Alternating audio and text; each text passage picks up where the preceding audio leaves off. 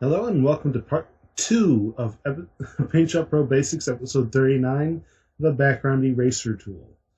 Now, I left off mentioning that you can unmix colors that have been mixed together around soft edges using a specific value in PaintShop Pro. I'm pretty sure that most, by the time they saw that, were going, oh, we have to change the hardness setting, right? Because the hardness is how hard or soft the brush is. No. Hardness refers to how hard or soft the geometry of the brush is. And PaintShop Pro relies very, very heavily on the geometry of the brush to erase the background with.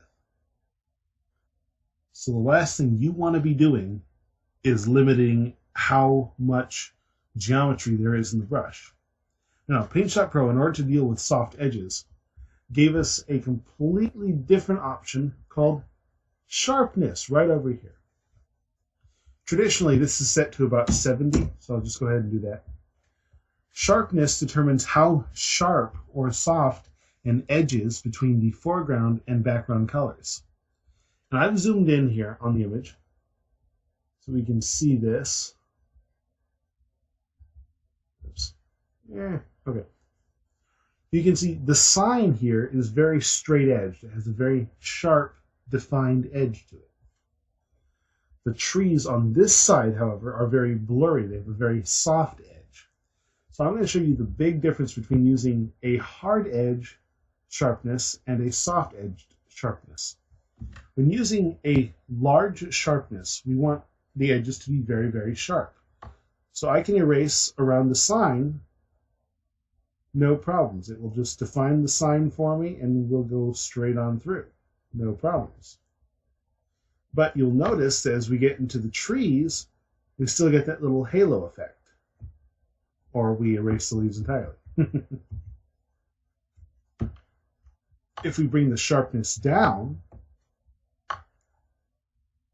that halo effect is pretty much gone as we go over everything, as it unmixes the color. It's actually subtracting blue from the result and giving us only the soft-edged leaves. And I'm going pretty well over the sign, but if I get too close, look what happens. It starts to erase the color from the sign, and we get this ridiculous semi-transparent edge.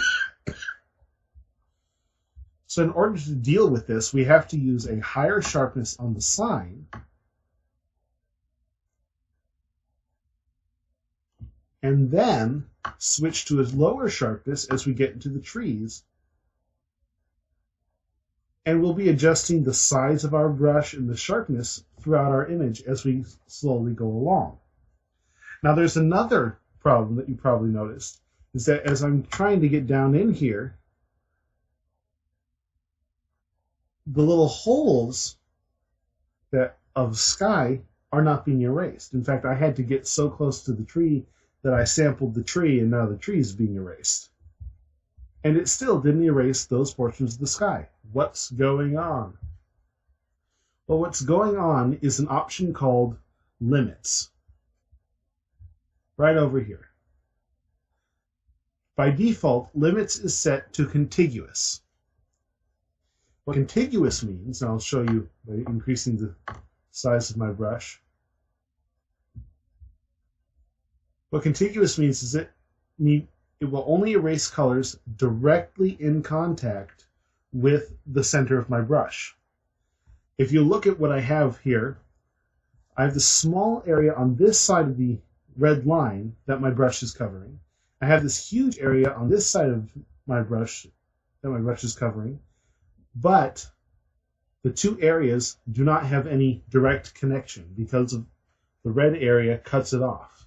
If I were to click once with contiguous set as my limit, only the side that is directly connected to the center of my brush is erased. Undo that, set my limits to discontiguous, do the same thing, and you'll notice it erases on both sides of this line. That's because when it's discontiguous, you don't have to worry about whether or not something's in the way. Really, really nice if you have objects with big holes in them. So you can get at all those extra areas that are hard to reach with your brush. The last option is find edges. Now, find edges, like contiguous, requires that any colors that are erased be directly connected to the center of the brush, or your sample point. However, unlike contiguous, find edges is a lot more strict with where the edge of the colors are. With a lower sharpness, even, we're going to get a slightly harder edge. And I'll zoom in here. You can see how we've still got some white mixed in there. You're going to get a harder edge because it's finding an edge sooner. If you have really soft edges and you're going to be using a low sharpness setting, you want it to be either contiguous or discontiguous. You do not want to use find edges. But if you have a very strict edge, find edges is a great setting to use. Okay, now, like I said, size and sharpness are the only two settings that you're ever going to touch. At least I hope I said that before. If I didn't, listen to me now. Size and sharpness are the only two settings you're ever really going to touch, unless you absolutely need to change something else. At almost any other time, you're not going to touch any other options.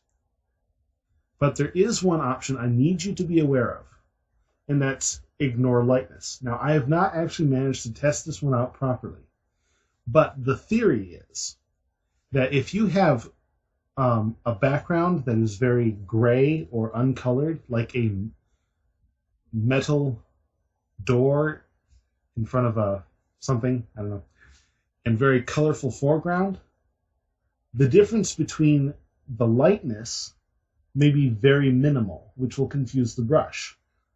Remember, there's a difference between the color and how the color is. A gray color can be very light and match the lightness of, say, a sweater that's red, and it would actually confuse PaintShop Pro.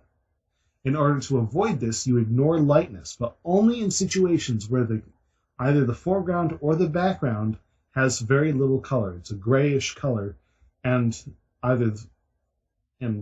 correspondingly either the foreground or the background, depending, is brightly colored by comparison. So only in those situations do you ever want to use ignore lightness. Otherwise, never, ever, ever touch that. And that will actually cover everything that we need to go over with the background eraser tool. We do have the use all layers option, which, as you know, will use all of the layers to determine what colors to use, yada, yada, yada. But that's simple. So I'm going to leave you there. Part 2 over and done with.